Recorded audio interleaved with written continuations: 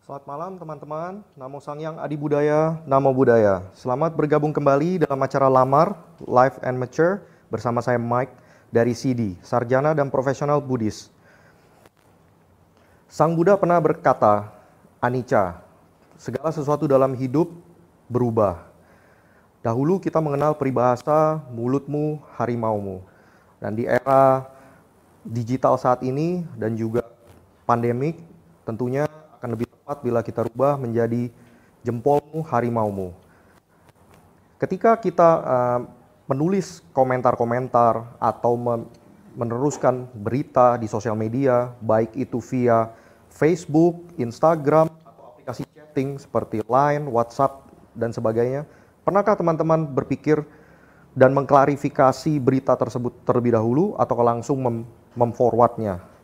Nah, apa yang terjadi ketika ada orang yang merasa tersakiti atau tersinggung dengan berita yang teman-teman posting? Nah, pernahkah teman-teman berpikir konsekuensinya dari sisi hukum?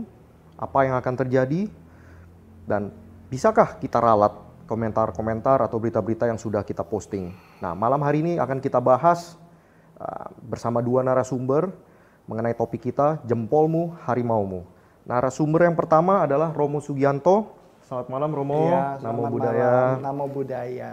Nah, Romo Sugianto ini adalah seorang pengacara dan pendiri dari kantor hukum Kusala Nitisena.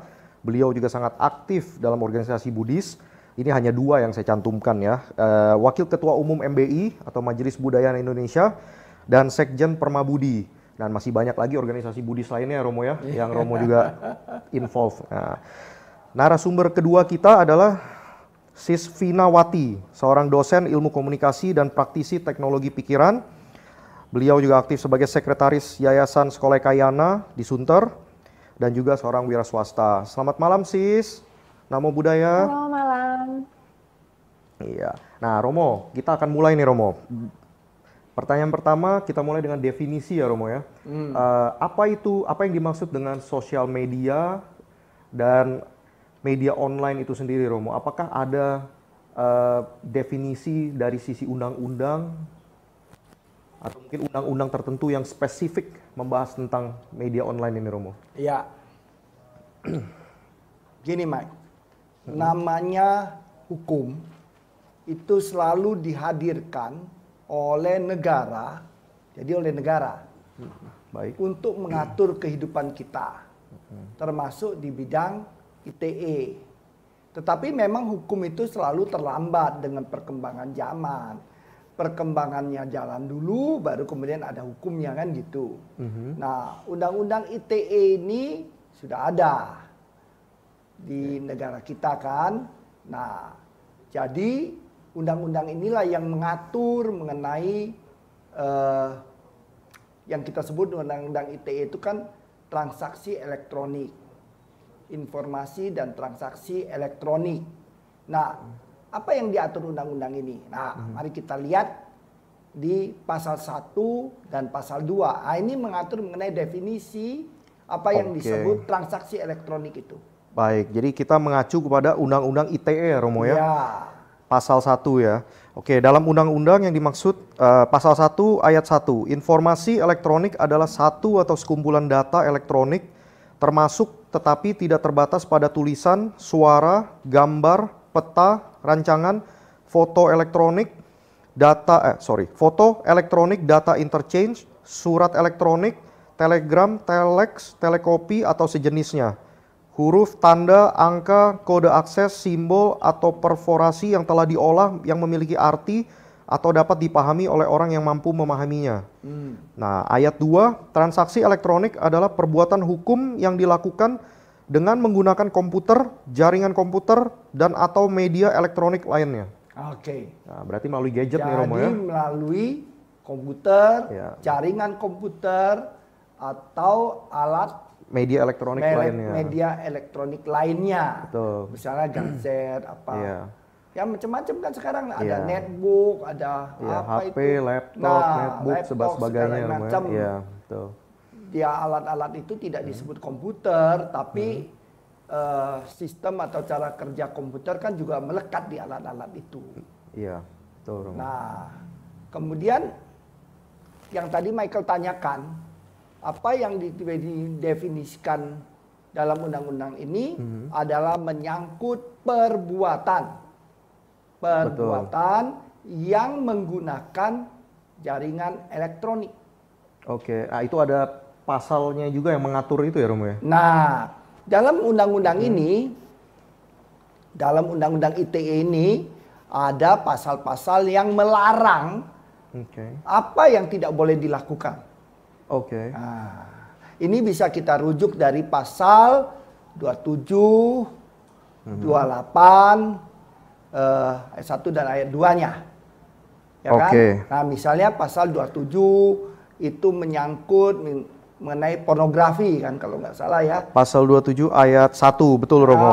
Menyangkut pornografi. Iya, yang memiliki muatan yang melanggar kesusilaan. Nah, itu pornografi ya. Sekarang kan lagi rame tuh foto porno atau foto apa yang dari artis siapa namanya lagi rame deh. Menyerupai siapa itu Romo ya. Kemudian ayat 2 kalau nggak salah mengenai memiliki muatan perjudian. Nah, perjudian. Ayat 3. Perjudian itu orang seling namanya apa ya? Saya lupa. Perjudian online itu Romo. Namanya bagus juga namanya itu. Ternyata judi online artinya. Nah, Dilon. Disebut Dilon. Kalau di kepolisian itu kasus apa? Dilon. Oh ya, itu perjudian online. Nah, itu perjudian online kan pesertanya atau pemainnya di sini. Tetapi kasinonya di mana? Oh, bisa di luar negeri. Itu. Baik. Nah, kemudian ayat 3 ya Romo ya. Yang memiliki muatan penghinaan atau pencemaran nama baik. Nah, ini jadi menghina seseorang atau mencemarkan nama seseorang itu dilarang oleh undang-undang ini. Masa coba gua ketik-ketik aja begitu disebut menghina. Ya kalau itu disampaikan sesuatu yang menyakitkan hati orang, ya tentu orang yang merasa disakiti itu merasa terhina.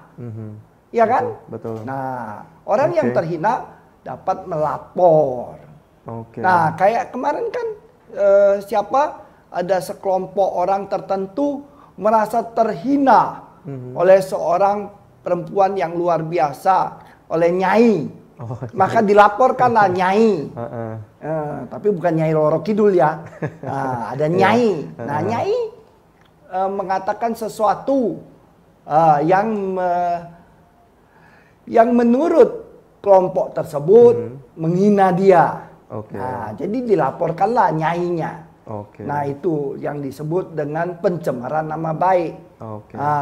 Atau penghinaan, ya kan? Iya. Itu 27 ya. 27 ayat 3. Yang keempat ini terakhir nih Romo.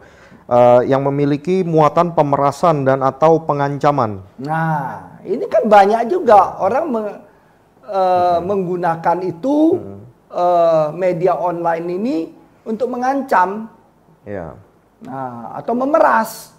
Misalnya kalau you tidak kasih saya sejumlah uang atau apa, nanti foto syur atau foto yang tidak senonoh yang dia dapat dari kita akan saya sebarluaskan. Atau ada sesuatu yang dapat menimbulkan aib atau yang dapat menimbulkan misalnya terbongkarnya suatu kasus pidana. Nah, itu kan bisa dijadikan unsur pemerasan. Nah, itu yang disebut memeras. Banyak kan kita lihat juga ini banyak dilakukan oleh orang-orang Taiwan, orang-orang Chinese di China, dari daratan China kan ke sini, mereka kumpul buka sesuatu di sini, terus yang diperas orang-orang di Tiongkok sana atau di Taiwan sana.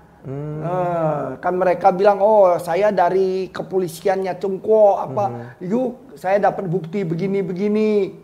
Nah, Padahal mereka ada di sini, di Indonesia. Oke. Nah, pernah kan kita dengar itu? Betul, kayak sempat heboh itu waktu itu Romo. pemerasan namanya. Iya. Nah, terus pemerasan ini terjadinya di mana? Yang menjadi korban itu di Taiwan. Atau di Cungko. Atau somewhere lah ya. Nah, tetapi mereka lakukan di Indonesia. Lah terus mengadilinya gimana? Mengadilinya tentu mesti ada laporan dari korban kan. Nah, korban melapor ke kepolisian Taiwan, ke kepolisian Cungko. Nanti polisi situ menyelidiki. Oh, ternyata mereka ada di Indonesia. Teleponlah Interpol Indonesia. Kemudian Interpol menghubungi Polda setempat dan ditangkaplah mereka. Nah, itu yang terjadi kan. Setelah ditangkap diapain?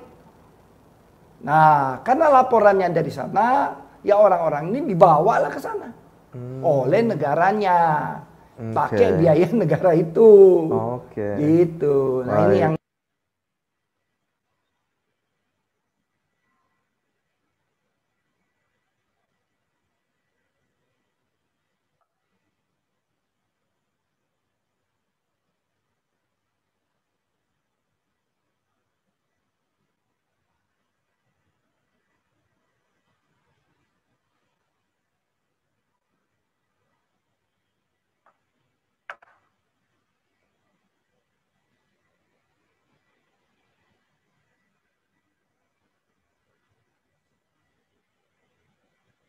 masuk ke SARA, betul.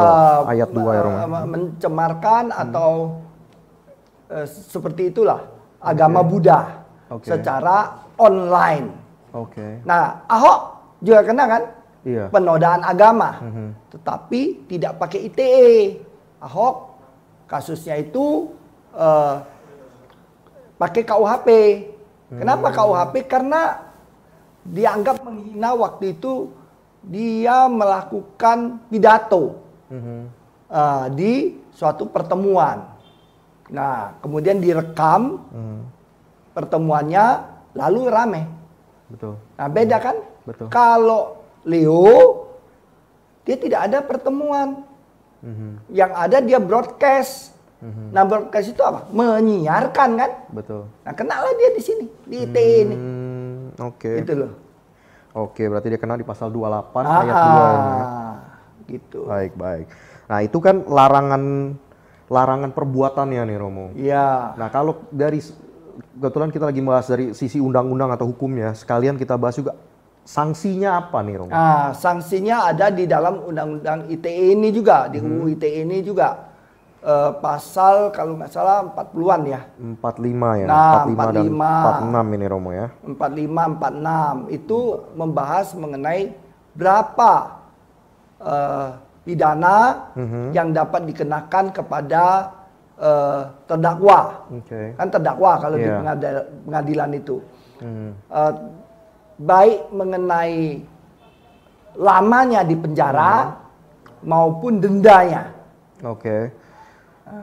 Berarti kalau kita merujuk ke pasal 45, ini ayat 1, setiap orang yang memenuhi unsur sebagaimana dimaksud dalam pasal 27 ayat 1, ayat 2, ayat 3, atau ayat 4, dipidana dengan pidana penjara paling lama 6 tahun dan atau denda paling banyak 1 miliar. Nah itu. Ya. Nah itu. Nah, di ayat berikutnya pasal ayat 2 ini kalau melanggar pasal 28 ayat 1 atau ayat 2 ini akan dipidana dengan pidana penjara paling lama sama ini Romo ya. 6 tahun. 6 tahun. Dan denda paling banyak 1 miliar. Nah, yang lama ini yang ayat 3 nih Romo. Kalau melanggar, ada lagi nih Romo, pasal 29 dipidana dengan pidana penjara paling lama 12 tahun dan atau denda paling banyak 2 miliar. Nah, ini cukup berat lah. Iya. Mungkin pemerasan atau apa tadi. Saya lupa itu 29 ya. Iya. Nanti bisa dilihat deh pasal 29 ini undang-undangnya ini aja. Iya. Oke. Gitu ya. Itu Romo. kurang lebih penjelasan dari segi undang-undangnya. Baik, Romo. Apakah kita sudah tersambung dengan Sis Vina? Malam Sis Vina? Iya, malam. Iya, selamat malam, Pak.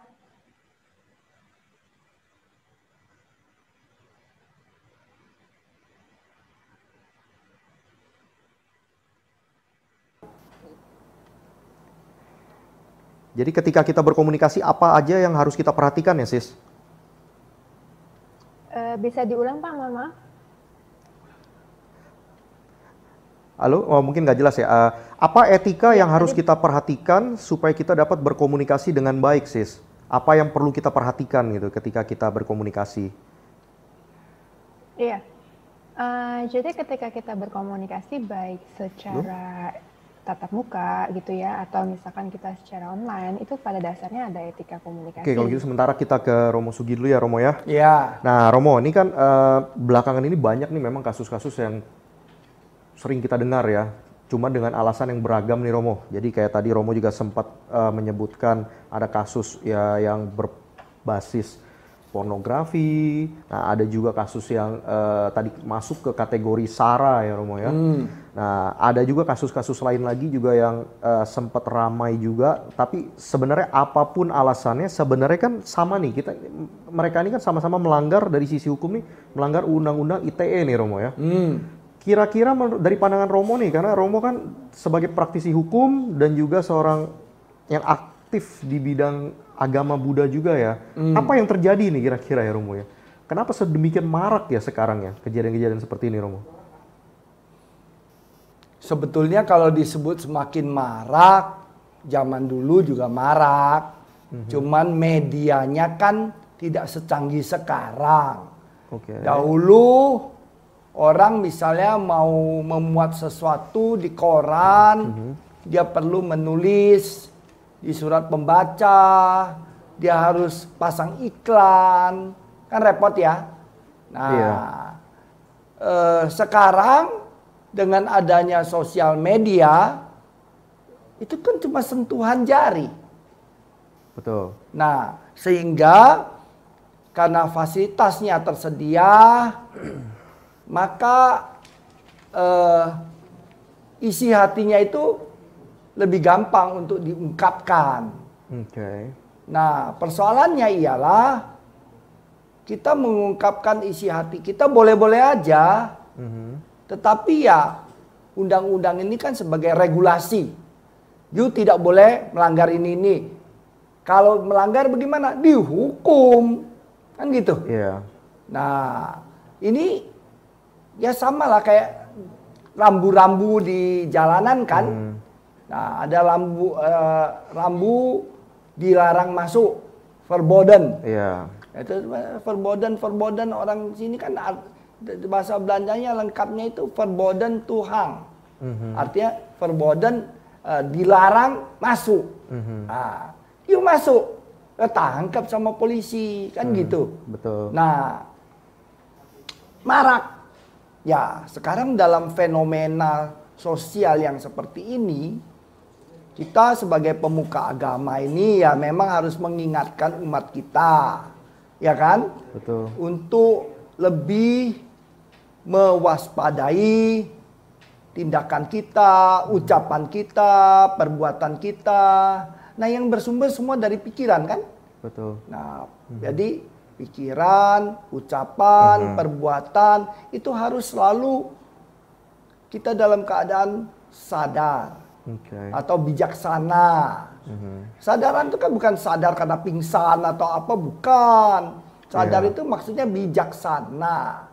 Apa bijaksana itu? Bijaksana itu kan artinya setiap pikiran kita, ucapan kita, perbuatan kita harus menggunakan hati dan pikiran. Tidak hanya pakai hati, tidak juga hanya pakai pikiran. Harus Kalau kombinasi. ya harus balance, Baik. baru timbul kesadaran atau kebijaksanaan itu. Baik. Nah, sekarang coba kita memuat foto yang pornografi. Katakanlah ada artis tertentu, terus kita muat foto dia lagi syur. Nah, porno lah sifatnya. Menyakitkan nggak buat orang tersebut? Pastinya, menyakitkan Romo. Iya. kan? Nah itu. Jadi pakailah hati dan pikiran. Baik. Baik, Romo. Oke, saya kembali ke Sis Vina ya. Tadi mungkin pertanyaan kurang jelas, saya ulang. Apa etika berkomunikasi yang baik di sosial media? Jadi ketika kita mau berkomunikasi di sosial media, apa saja yang harus kita perhatikan, Sis? Oke, selamat malam. Kita ketika berkomunikasi di sosial media itu sebenarnya adalah yang pasti kita harus tahu bahwa sosial media itu adalah ruang publik gitu ya. Walau misalkan menggunakan akun kita, tapi bukan berarti oh itu adalah milik saya aja gitu. Enggak, karena kenapa di sosial media itu bisa di-share secara publik. Walaupun orang suka bilang, kan kita bisa share hanya teman-teman tertentu gitu ya. Tapi kan kita tidak share untuk diri kita sendiri aja. Teman-teman itu pun sebenarnya kita sudah masuk pada kategori publik. Jadi ketika kita bermain di sosial media, itu ada unsur-unsur publik yang kita harus perhatikan. Terutama misalkan di dalam etika komunikasinya kita, bahwa yang kita share adalah hal-hal yang bersifat benar. Jadi kita cek dulu misalkan, kita mendapatkan sebuah berita atau pemberitaan, ini benar atau tidak. Benar atau hoax. Ya, istilahnya kita jangan termakan hoax, seperti itu. Kemudian kita lihat juga, apakah ini akan merugikan diri kita dan orang lain gitu ya. Jadi kita harus lihat, jangan sampai apa yang kita posting ini menjadi merugikan diri sendiri atau orang lain. Seperti itu.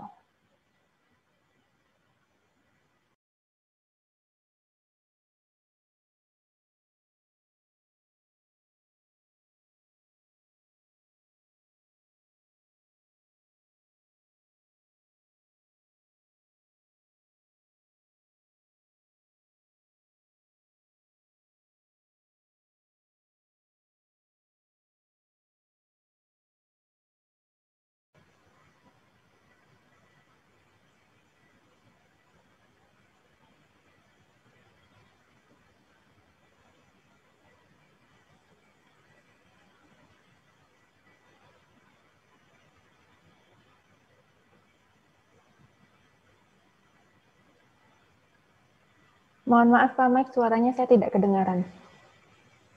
Oke, saya ulang ya, Sis ya. Oke. Jadi kalau misalkan seseorang itu memuat konten atau berita, tetapi dipikirkan terlebih dahulu, mungkin kan saya rasa tidak ada masalahnya ya, Sis ya. Tapi yang menjadi masalah ini kan kebanyakan orang ini kan terlalu cepat untuk memposting, memforward berita atau komentar dan baru dipikirkan kemudian hari gitu setelah dia memposting. Nah, kita tahu di era digital ini kan cepat sekali menyebar ini kan, Sis. Nah, ketika berita itu jadi viral dan otomatis mungkin ya kemungkinan ada pihak-pihak yang tersinggung. Nah, ini apakah bisa dengan permintaan maaf aja seperti yang sering terjadi ini di TV-TV kan, diposting itu surat permintaan maaf dan mengaku khilaf dan berharap selesai sudah. Itu gimana kira-kira, Sis? Ketika kita memposting sesuatu itu berarti kita sudah melakukan komunikasi terhadap publik gitu ya, dan kita perlu ingat bahwa komunikasi itu tidak bisa ditarik kembali. Jadi sebuah komunikasi itu punya konsekuensi. Ada dua konsekuensi memang. Pertama adalah konsekuensi secara sosial, kemudian juga kedua adalah konsekuensi secara hukum. Walaupun kita misalkan telah mempost, permohonan maaf dan ini saya merasa khilaf gitu ya, istilahnya konsekuensi itu adalah dia pasti akan tanggung. Walaupun misalkan diserahkan secara kekeluargaan, tidak ada ke kasus hukum, tapi sanksi sosialnya itu mereka pasti akan dapatkan. Karena orang akan melihat karakter orang itu seperti apa, kemudian orang akan menilai bahwa, oh kenapa ya dia itu kok meluapkan emosinya itu di sosial media. Jadi gini, banyak orang mempost, itu sebenarnya dia sudah melewati level berpikir. Tapi yang lebih banyak menyelimuti orang itu adalah sisi emosionalnya. Jadi dia mengikuti emosinya sehingga dia mempost apa yang mereka inginkan gitu loh, tanpa memikirkan konsekuensi apa di belakangnya, kan seperti itu. Ada baiknya kan ketika kita mempost, selain dari hanya pola pikir kita juga, kita pikirkan konsekuensinya, kemudian apa sih istilahnya sanksi sosial yang akan berlaku. Ini kan juga untuk kebaikan kita dan kebaikan bersama, seperti itu.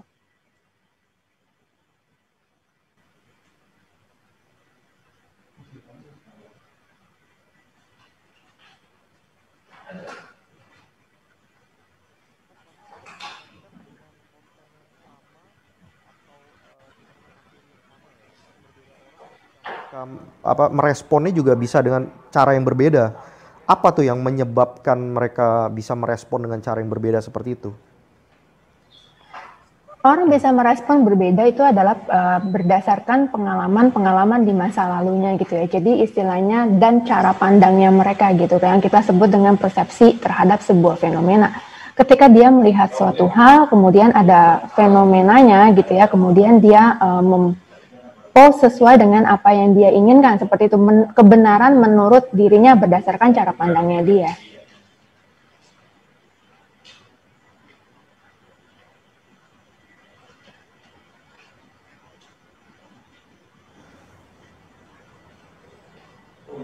Nah, Romo, saya mungkin kembali ke Romo itu sebentar ya. Ini barusan yang Sisvina sebutkan ini atau informasikan ini menarik, Romo. Jadi orang-orang yang menganggap yang memposting konten dan sebagainya ini menganggap apa yang diposting itu adalah kebenaran. Walaupun mungkin kan sekarang di era digital ini kan sangat mudah ya orang untuk mengkomentar kan, Romo ya. Jadi ketika kita memposting sesuatu, orang akan dengan mudah dan cepat melihat dan otomatis juga lebih cepat merespon. Nah dari situ kan sebetulnya kan dia bisa melihat tuh komentar-komentarnya, apakah orang lain juga sependapat apa tidak. Cuma memang banyak kejadian itu mereka kayak seperti menutup mata mereka tuh atau hatinya mungkin ya bahkan atas komentar-komentar orang. Jadi tetap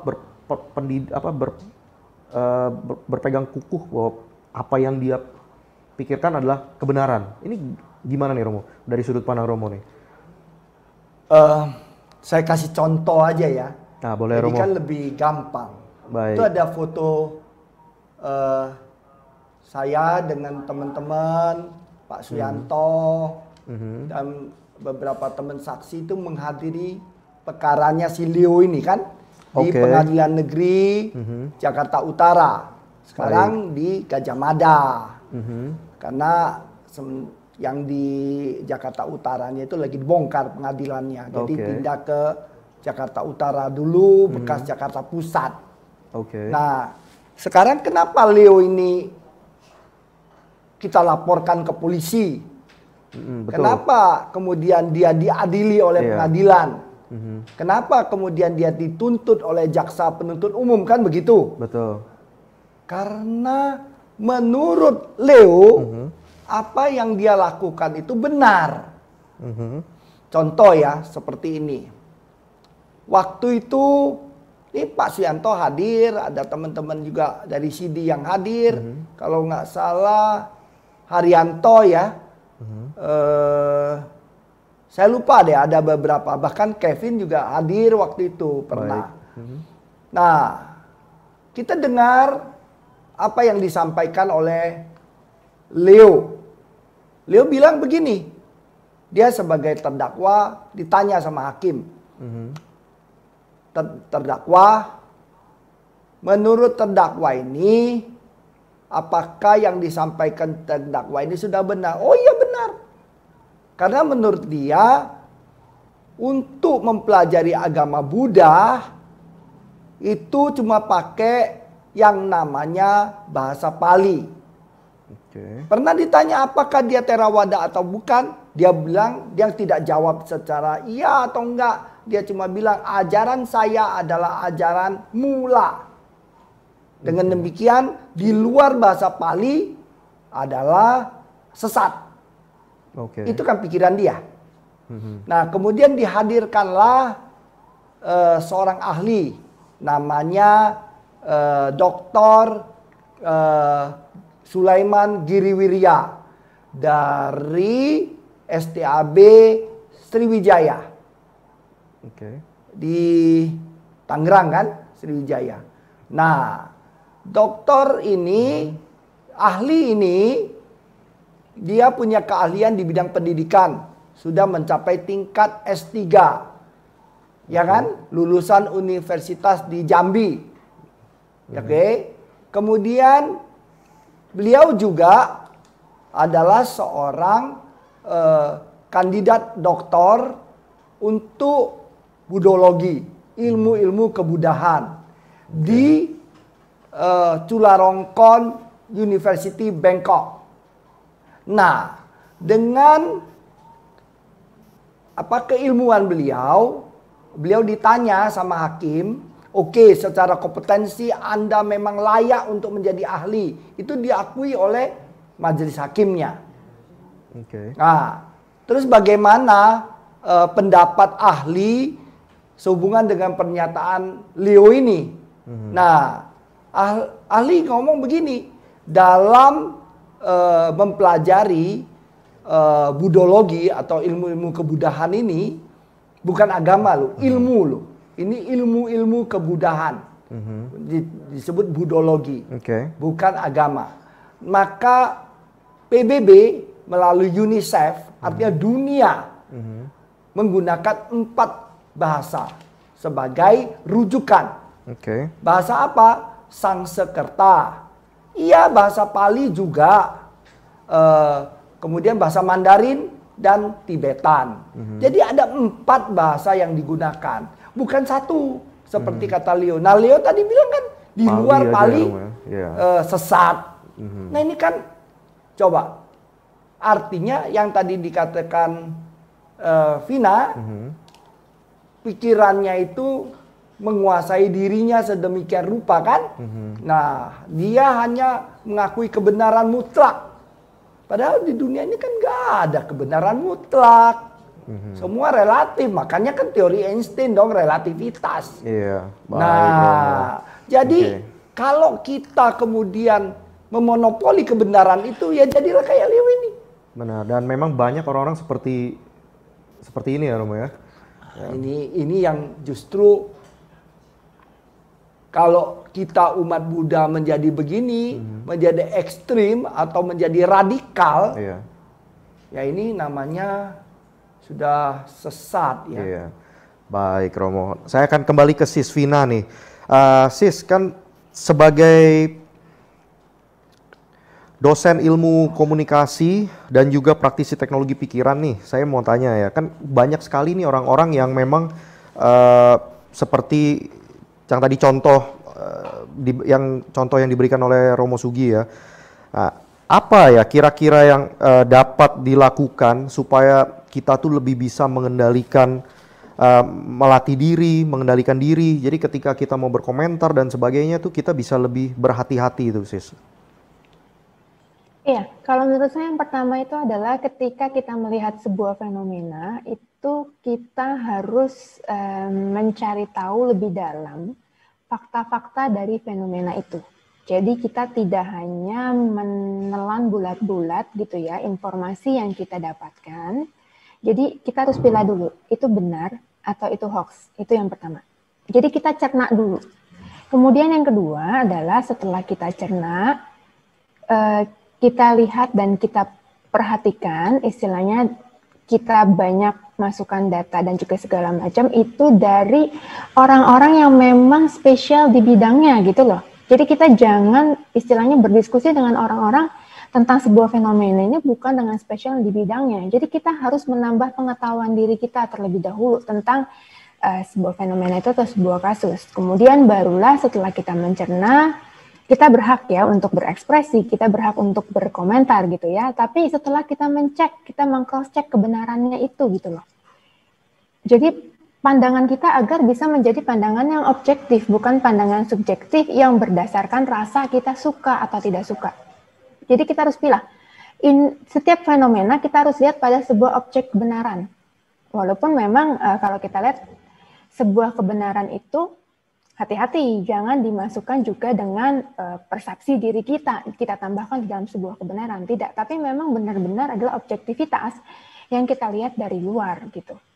Barulah kita istilahnya berkomentar. Kemudian ketika kita berkomentar, kita lihat dulu hal-hal yang bisa kita lakukan dan hal-hal yang bisa kita tidak lakukan gitu loh. Kita lihat apakah ini hal-hal yang berunsur sensitif, bisa merugikan orang lain, itu tentu saja kita tidak lakukan gitu. Tapi kalau hal-hal yang bersifat sangat baik, dan ini adalah sebuah kebenaran yang harus memang kita ungkapkan gitu ya, dan bersifat baik untuk kemasyarakatan, itu istilahnya kita bisa mempost seperti itu. Intinya adalah pengendalian diri ya Sis ya. Bagaimana kita harus bisa mengendalikan diri untuk mengomentari hal-hal yang perlu dikomentari dan menghindari untuk tidak mengomentari hal-hal yang mungkin bisa menyakitkan atau menyinggung pihak tertentu kan? Iya, Betul jadi ya? kita istilahnya gini, kita jangan ikut-ikutan pada tren gitu ya. Kadang gini, netizen itu kadang-kala ada yang suka, dia tidak lagi membedakan mana itu benar, mana itu hoax, tapi dia hanya mengikuti tren. Orang Oke. itu kadang mempost di sosial media itu sebenarnya untuk mencari dukungan gitu lah. Dia ingin didukung, oh apa yang saya post ini adalah sebuah yang layak untuk diperbincangkan seperti itu ya. Jadi sehingga dia menunggu sebuah komen yang sangat banyak untuk mendukung dia. Terus kemudian kalau komen-komen yang berseberangan dengan dia, maka dia akan kesal, misalkan dia akan bete, tidak setuju, kemudian dia akan post kembali sesuatu hal yang benar-benar dia mencari dukungan. Kalau saya lihat ritmenya ketika orang mempost sebuah apa istilahnya fenomena itu seperti itu, dia untuk mencari dukungan, dan yang kedua adalah dia untuk meluapkan emosi. Nah itu kan unsur pengendalian dirinya jadi kurang gitu ya. Sedangkan kalau di kita, pengendalian diri itu adalah kita bisa lakukan sebenarnya dengan satu, tadi saya bilang, cari dulu datanya, kebenarannya. Lakukan kesadaran dengan sadar penuh, mindfulness ya, kalau dalam Buddhis kita selalu bilang mindfulness, sadar penuh. Ketika kita sadar penuh, ketika kita mindful, itu yang kita lakukan adalah mencari kebenarannya dulu. Kemudian melatih apa istilahnya pengendalian dirinya kita. Jadi nggak serta-merta istilahnya kita main mempost gitu latihan loh. pengendalian dirinya ini apa ya, Sis? Mungkin Sis kan sebagai ahli komunikasi ya, ilmu komunikasi. Adakah mungkin cara tertentu atau teknik tertentu untuk membantu seseorang tuh supaya bisa lebih mengendalikan diri? Karena kan tentunya butuh latihan ya. Ya, tentu saja ketika pengendalian diri kita butuh latihan ya. Misalkan pengendalian diri itu kalau di Buddhism kita bisa lakukan yang namanya meditasi gitu ya. Atau misalkan kita mindfulness dengan misalkan makan berkesadaran. Oh saya sadar saat ini saya sedang makan gitu ya. Kalau misalkan ada orang marah, oh dia lagi marah, saya tahu dia lagi marah. Misalkan kita lagi ada emosi marah, oh saya tahu diri saya lagi marah. Jadi kita menyadari apa yang, boleh nggak ada emosi negatif di dalam diri kita misalkan gitu ya.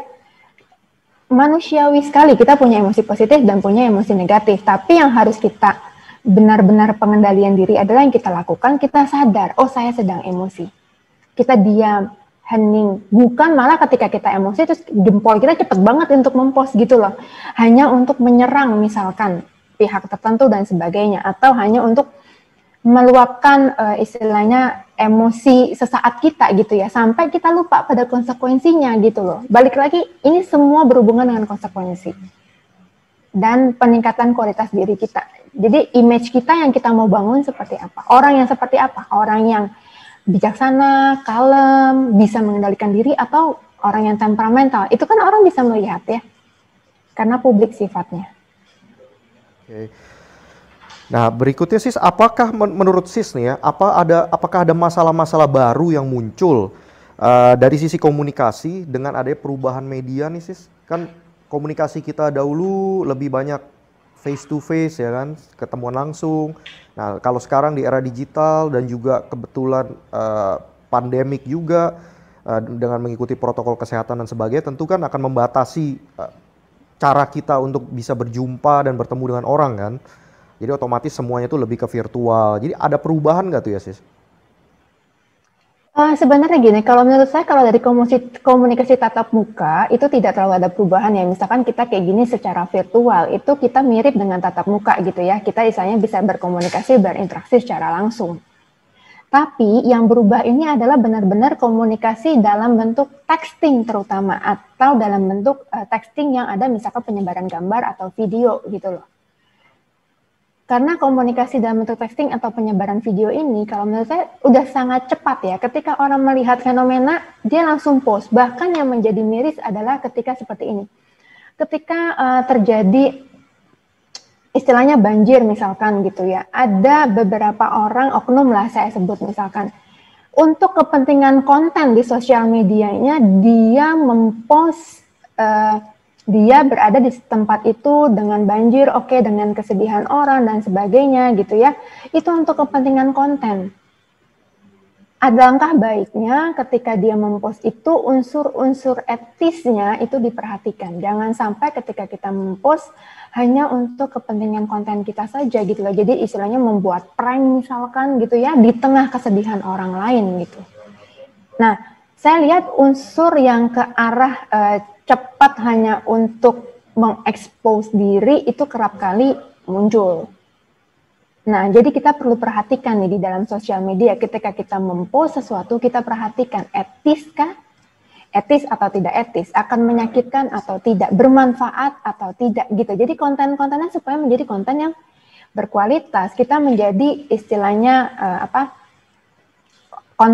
kontainer ya, istilahnya konten yang akan kita masukkan itu menjadi konten saya bagus gitu loh, bermanfaat untuk orang. Alangkah lebih baik seperti itu ya kan. Nah, Romo, ini penjelasan dari Sis Vina kan cukup detail ya, Romo ya. Jadi kita juga tahu memang banyak orang-orang yang tidak kurang berpikir sebelum mereka memposting konten atau berita. Nah, kalau memang mereka berpikir terlebih dahulu, mungkin masalahnya tidak ada ya, Romo ya. Tapi kan ternyata ya tadi seperti Romo juga bilang di awal, banyak kasus-kasus yang terjadi nih. Nah, dari sudut pandang Romo, baik itu sebagai seorang pengacara atau sebagai seorang rohaniawan nih, Romo, dengan ya saya rasa mungkin kalau tadi saya bilang marak, mungkin Romo bilang juga dulu juga sudah marak sebenarnya, Romo ya. Cuman kan dengan kemudahan yang sekarang didapat nih, Romo, dengan di era digital ini kan mempermudah kan, Romo ya. Betul. Nah, kalau dulu mungkin kan kita mau menyebarkan berita itu mungkin sulit ya, apalagi zaman dulu pager atau apa itu, atau bahkan sebelumnya kan sulit ya, Romo ya. Surat menyurat butuh waktu. Nah, kalau sekarang kita mau menghubungi seseorang yang boleh dibilang di sudut belahan dunia manapun, itu dalam hitungan detik kan kita bisa mengirimkan berita kan, Romo ya. Betul. Nah, ini menurut sudut pandang Romo gimana nih ya, Romo?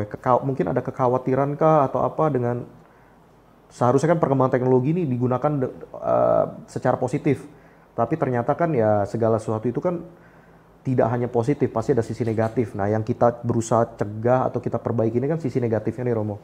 Nah, kira-kira seperti apa, Romo? Ya, itu tadi. Kita bukan monopoli, kita tidak boleh memonopoli kebenaran.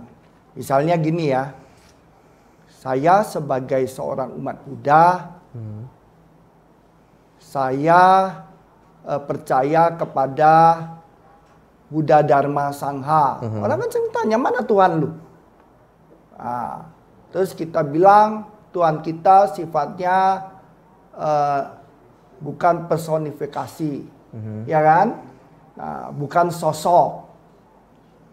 Nah, tetapi kalau orang bilang, enggak Tuhan saya begini, ya itu menurut lu, menurut gua begini. You harus menghormati saya dong. Saya juga menghormati you.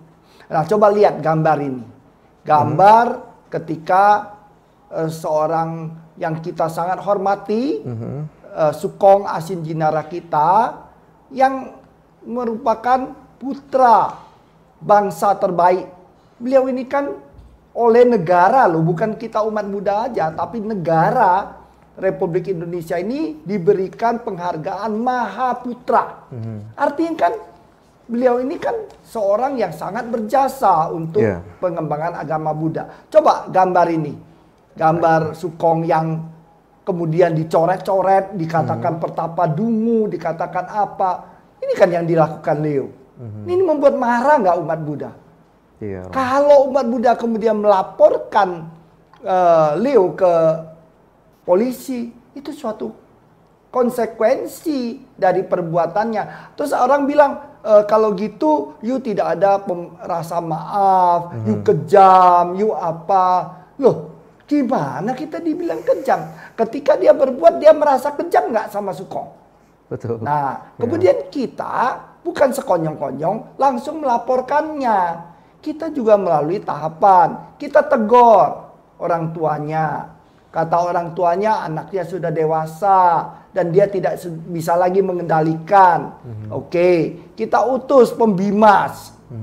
Pembimas itu kan orang yang sangat punya kedudukan yang terhormat di suatu provinsi. Ya kan, gubernurnya lah pada tingkat itu kan. Nah, diutus ke sana untuk mengingatkan yang bersangkutan. Jangan melakukan hal seperti ini lagi. Nah, tapi kan yang bersangkutan duduk bagaikan rupang Buddha, dia menatap ke depan dan berkata, Dharma sudah disebarkan. Mau diambil silakan, mau dibuang silakan, mau diterima silakan. mau tidak diterima juga silakan. Waduh, kalau begini kan kita nggak ada komunikasi dong. Nah, dia tidak pernah menyesali perbuatannya. Nah, kalau begitu hanya hukumlah yang bisa. Kan negara ini negara hukum, kan kita sama-sama mengakui kan negara ini negara hukum. Kalau diingatkan tidak mau dengar, ya proses hukum yang berjalan. Jadi kalau dibilang kita kejam, saya mau tanya, sekejam apa? Kalau sudah diingatkan berkali-kali ya tidak mau, ya perlu orang ini diberi pelajaran supaya dia belajar gitu loh. Baik, nah ini saya kepikiran juga sesuatu yang menarik nih ya. Saya akan ke Sis Vina ya. Sis, ketika seseorang itu sudah seperti tadi Romo ceritakan ya, dia sudah memposting atau menyebarluaskan sesuatu atau konten yang dia anggap suatu kebenaran dan ternyata itu salah, bisa nggak kira-kira ditarik balik ya dari sisi ilmu ekonomi, dari ilmu komunikasi itu seperti apa sih?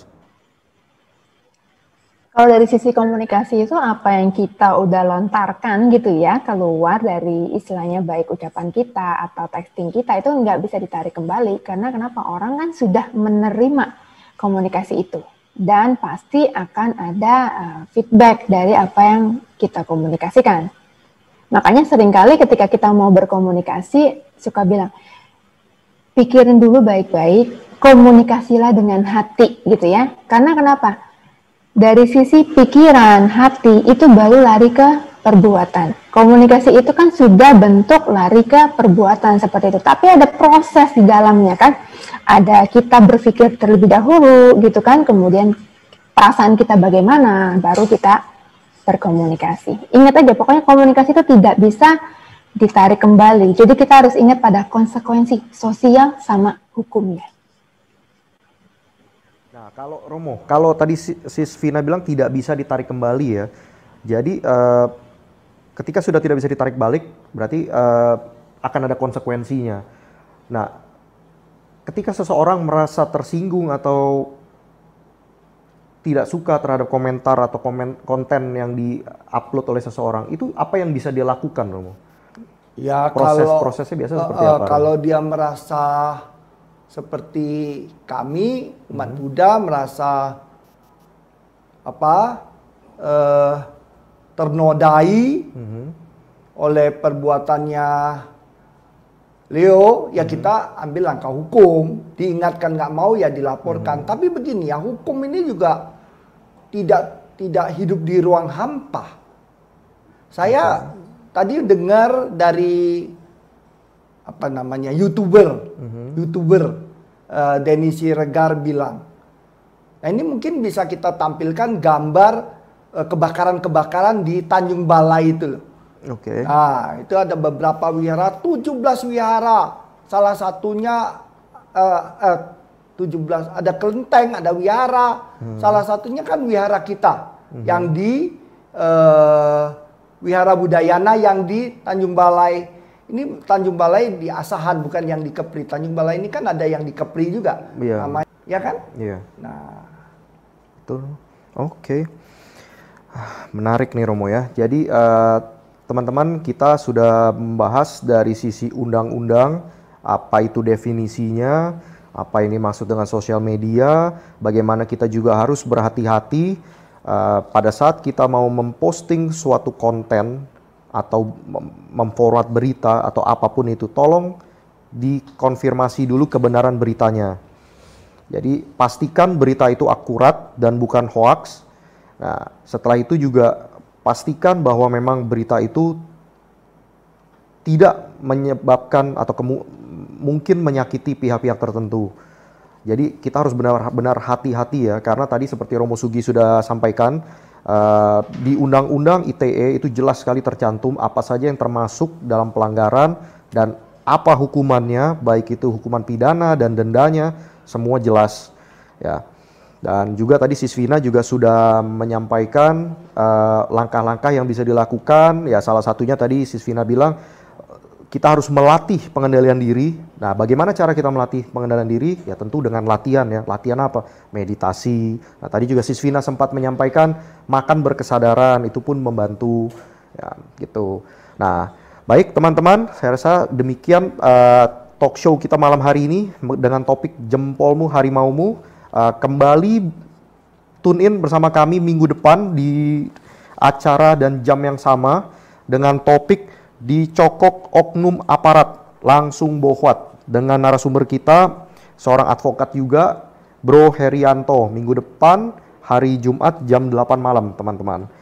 Baik, sekian. Terima kasih banyak Romo Sugi atas waktu dan kehadirannya di Sama-sama, CD. Namo Buddhaya. Namo Buddhaya. Sis Vina, terima kasih banyak sudah bergabung walaupun dari jauh nih ya Sis. Thank you ya Sis. Ya, terima kasih banyak teman-teman. Namo Buddhaya. Terima kasih sudah bergabung dan sampai jumpa minggu depan. Selamat malam, Namo Buddhaya. Oke.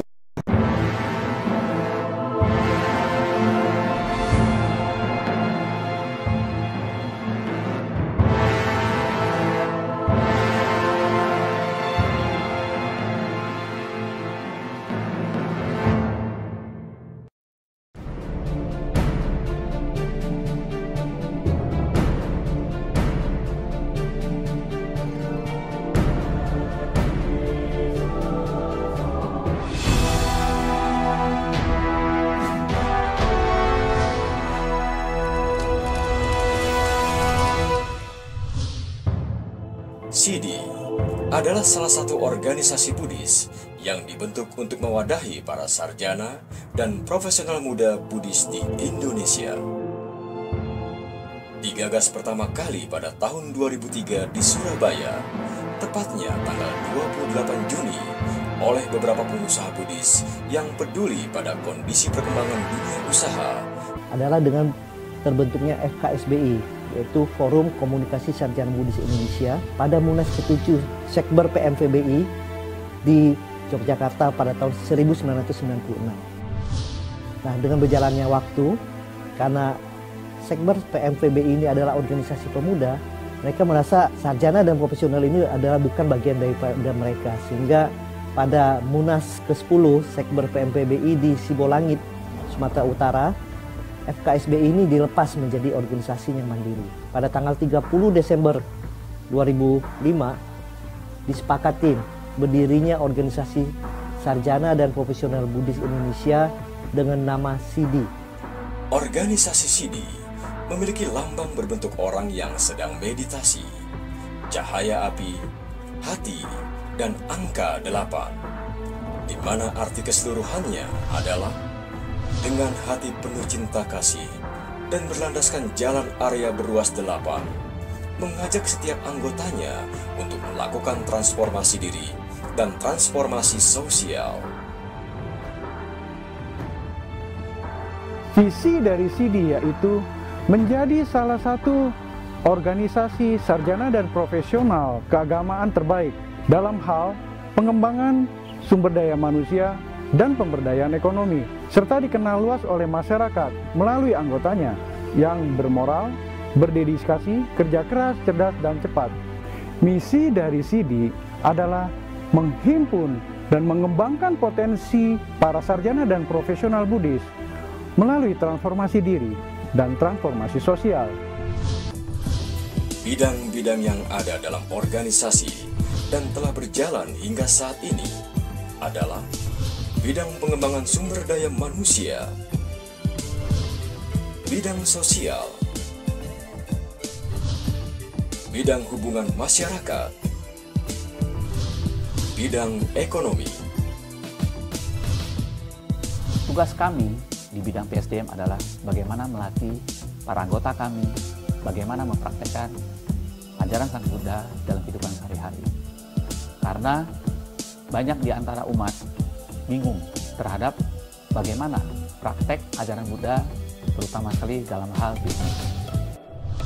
Bidang pengembangan sumber daya manusia memiliki banyak kegiatan yang telah dilakukan, di mana semua bertujuan untuk memberikan pencerahan sekaligus melatih kepada para anggota tentang bagaimana beraktivitas sehari-hari di lingkungan rumah tangga maupun dalam bersosialisasi di lingkungan pekerjaan yang sesuai dengan ajaran Buddha.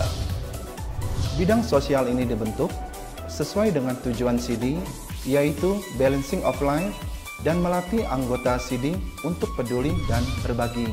Dan kedepannya, kami akan mengembangkan alat bantu dengar. Untuk itu, kami mengundang Anda semua bergabung bersama SIDI. Bidang sosial dalam organisasi dibentuk untuk menumbuhkan solidaritas sosial bagi anggota SIDI melalui beragam kegiatannya. Bidang humas pada organisasi SIDI mempunyai kegiatan-kegiatan bekerjasama dengan organisasi-organisasi baik itu Buddhis maupun non-Buddhis, serta dengan pemerintah. SIDI lebih berfokus pada kegiatan-kegiatan di ekonomi, finansial, sosial, kesehatan, serta kita menghimpun sebanyak-banyaknya para umat Buddhis untuk bergabung bersama SIDI. Setiap anggota SIDI diharapkan untuk mampu menjadi juru bicara organisasi yang baik. Selain itu juga mampu dalam membantu promosi setiap kegiatan yang dilakukan oleh organisasi. Masing-masing cabang terkoneksi satu sama lainnya dan aktif berkegiatan sesuai dengan bidang yang ada, serta melakukan inovasi-inovasi baru untuk mengembangkan dan memajukan kesejahteraan dari anggotanya. Untuk mempermudah interkoneksi dari masing-masing cabang, serta networking dari masing-masing anggota SIDI, kami telah menciptakan suatu apps berbasis Android yang dapat diunduh melalui App Store.